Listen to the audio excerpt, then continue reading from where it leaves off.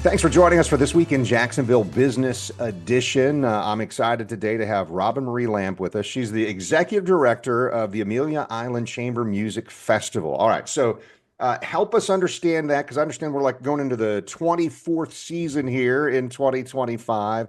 And you're newer in this position, but certainly not newer to this kind of music. Tell us a little bit about yourself, Robin. Yes, hi. Thank you for having me, Kent. It's a pleasure to be here. I am now about 3 months into this position as executive director of the Amelia Island Chamber Music Festival. I come from a background as a performing artist. I was a freelance opera singer for about 15 years, I'd say, and the hustle and bustle and travel of that lifestyle became too much for me, and I decided to, get a full-time job and, Right. and settle down. So my family has always lived on Amelia Island. I would visit as a child, and it was just the perfect place. So I came here during the pandemic to be close to family and just have been totally embedded in the arts and culture community here. I started an opera company with two other opera singers, and that's thriving. This organization, the Amelia Island Chamber Music Festival, has been here for 24 years, which is just incredible. Thinking about, Nassau County and Amelia Island being this, place where we produce pulp and wood and, industry like that. And we have such a thriving arts community here. It's really exciting. So I come at, this position from a performing background. Um, and chamber music is classical music, but it really is any type of music that's done by a few musicians on a stage. It's not usually not theatrical. It's not done in an opera house. It's usually done in a very intimate setting with just a few people playing.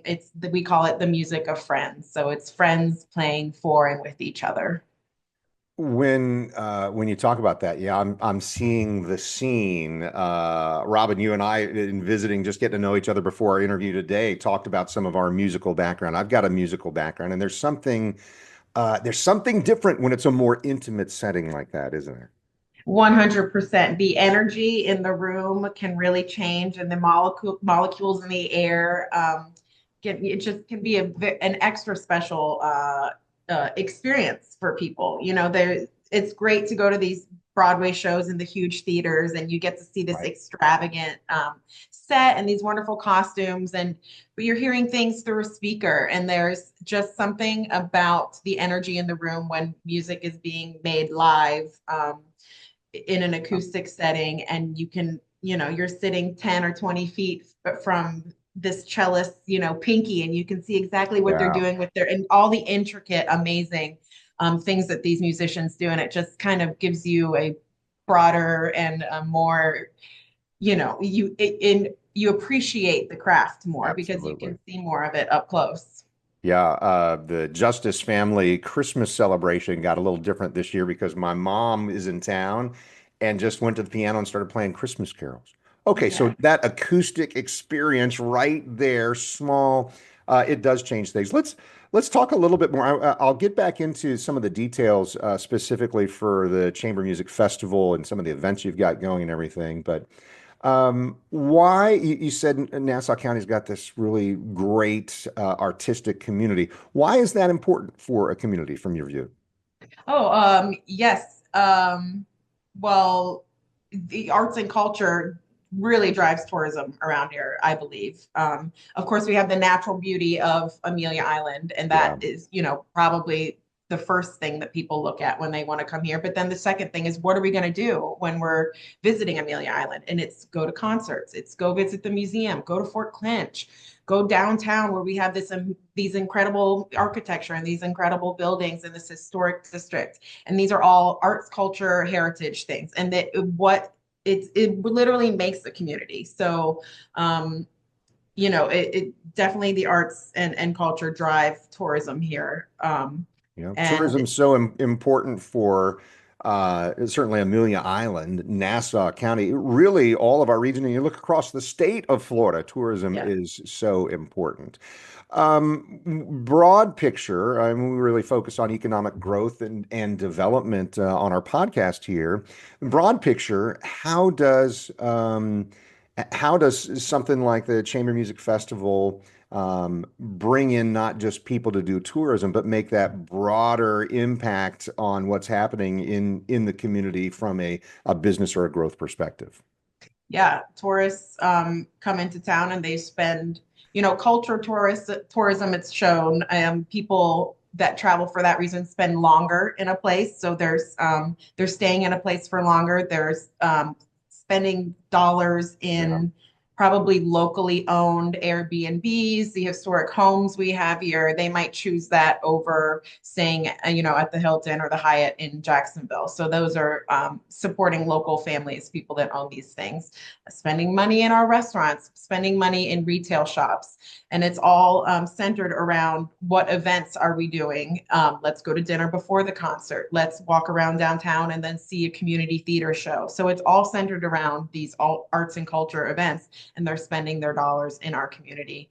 And that money is staying in our community. We also, the Tourist Development Council collects, we call it the bed tax, but if they stay on the island, they get some of that money, and that goes directly, we can apply for grants and we get money back into our arts and culture organizations through that tax. So that money does come back and support the sector here. Well, and it's interesting. We're talking about some of the factors that invite tourists to Amelia Island, but some of those same factors probably bring artists as well, right? I mean, any of us would want to live in a beautiful place or work in a place, and especially if there's that feeling of, oh, I'm supported by my community as an artist. Yes, yes. We've had artists requests to come back. Wynton Marsalis, I think, has been here 2 or 3 times, and he loves it here. I hear from so many artists that there's heart. There's so much heart at the Amelia Island Chamber Music Festival, and they love coming back here. They get to stay in beautiful hotels on the beach. They eat in our restaurants. I mean, Yeah. it's like a working vacation for them. And, and we try to not work them too hard so that they have time to enjoy, everything that Amelia Island offers. Yeah. And our Well, audiences are just like the best people ever. Artists just feel so loved and appreciated by our audiences. so, for the many people who are going to watch or listen to this podcast and haven't experienced the festival, tell us what it's like. Tell us about some of the events that you've got scheduled for this year in 2025. Yes. So we just opened our festival in December with Mark and Maggie O'Connor, who is uh, a wonderful, two wonderful fiddle players that live in North Carolina. They have a Christmas tour they do every year called an Appalachian Christmas. So they came and we did that in a beautiful venue on the right on the marsh waterfront called Walker's Landing. That we sold out one concert, we added a second and sold out the second concert. So it was very popular. You can see behind me, we have Sharon Isbin. She's a multiple Grammy Award winning classical guitarist. She'll be at the Amelia Plantation Chapel with the Pacifica Quartet on January 19th. And another one I'm really excited about is pianist Jeremy Dank, who won a MacArthur Genius Fellowship and is not only an incredible performer, but has written a ton on just classical music and music in general. And he will be at the Ritz-Carlton on February 23rd. And he'll also be giving a masterclass at Jacksonville University for their piano students there on February 24th. So there's a ton of Yeah. events. We have like 12 events. You can go to our website, aicmf.org, to check out all the events. But you said, like people want to have an experience, and that's what I've discovered, as I start producing concerts and I go to concerts. I want to have an experience. Yeah. So I want to be in a beautiful venue. I want to hear world-class music, but I also want to have a great curated drink or a glass of wine, and but a beautiful finger food or something. Yeah. I want to have an amazing experience that I can tell my friends about and take a pretty picture of and post on Instagram.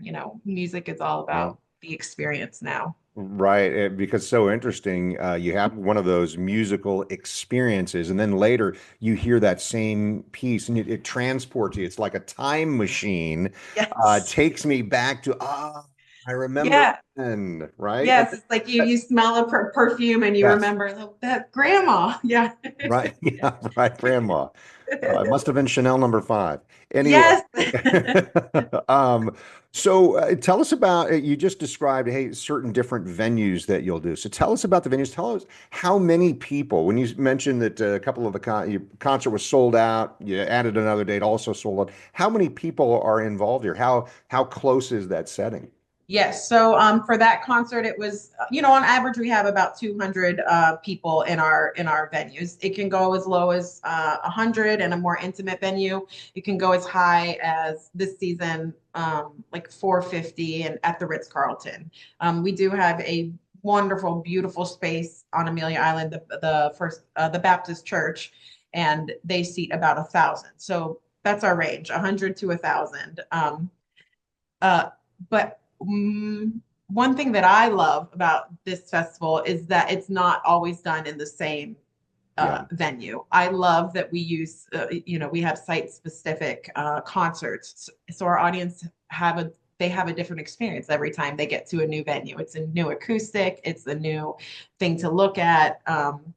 And that's part of the beauty of Amelia Island are the buildings, the history, the historic, things that we have going on here. The opera company did a concert in the museum of history, which is our old jail. So it's just really fun to be in historic buildings like that and creating events, site specific events like that.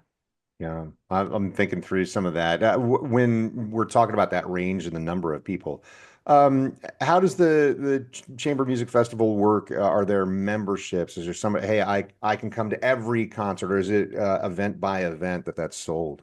Currently, it's event by event that it's sold. Next season, we will be offering a season subscription. So you'll have, if you want to buy for the full season, you'll have early access to our tickets. Of course, donors at a certain level, we put our tickets on sale early for people like Sure. for our VIPs and things like that. So right now it's concert by concert, so you get to just click check out multiple times. Yeah. But next season we will begin doing our season subscriptions.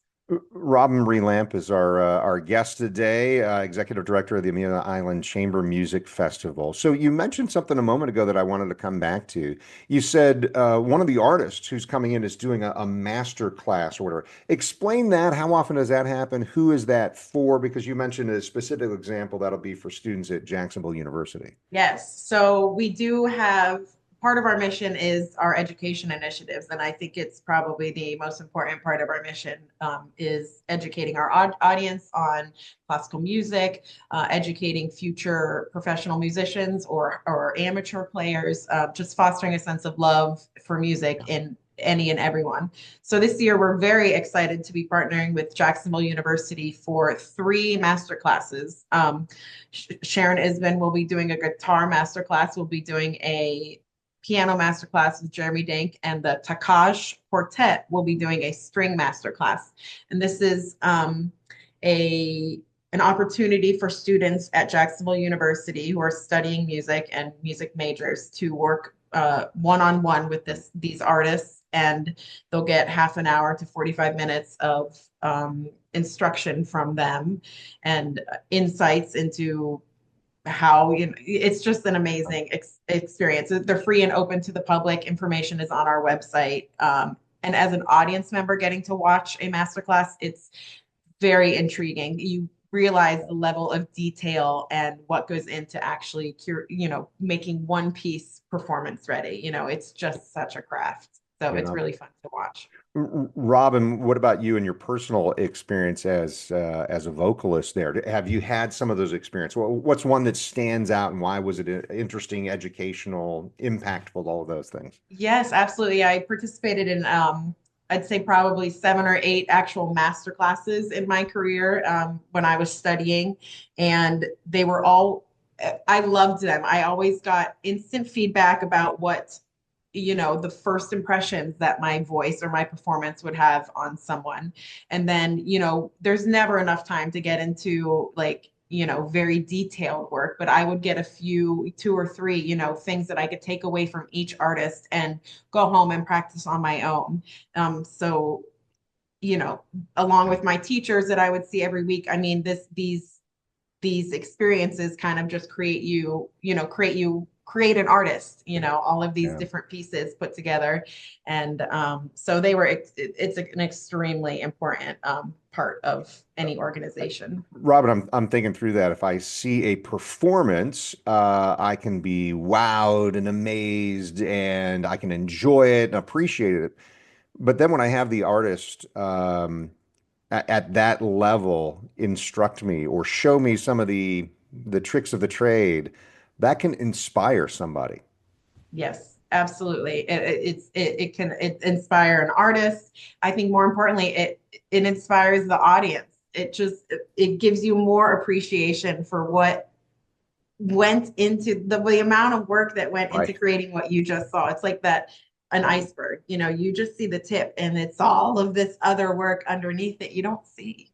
Yeah. So it gives you just, an audience a little bit of appreciation for that. I think about some of the most famous artists that we would talk about, and especially if you've been a performer, if you've been a musician or vocalist, you realize that short window I get doesn't really remind me that there have been hours and hours and hours, often every day, for that performer going into making this Yes. beautiful thing that impacts us. There's this very funny quote from, or it's funny to me. I mean, it's amazing to think about this wonderful soprano. I think it was Renata Scotto is her name, an Italian soprano, and she said, "Oh no, it wasn't Scotto. It was, and it doesn't matter who said it." A very famous soprano said she was only happy with her performance, she thinks, three times out of the Wow. thousands and thousands of performances she gave. So it really is like just that picture in time, and it's like if you're happy with what you did, you're Yeah. extremely lucky. Yeah, we can all be critical of ourselves Yeah. more than the audience or the people that Yeah, the audience, we're. of course. Yes, they appreciate it.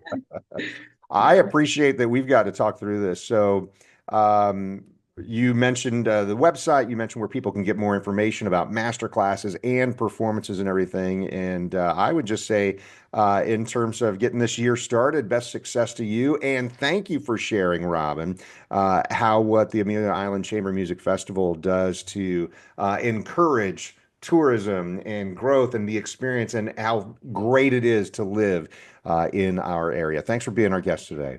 Thank you, Kent. It was a true pleasure getting to know you and speaking with you. Thank you for your time. Yeah, thank you. And everybody watching, listening today, thank you for being with us. And a reminder, you can find our podcast wherever you get your podcast, and wherever that is, go ahead and like, subscribe, follow, whatever that is, for This Week in Jacksonville Business Edition.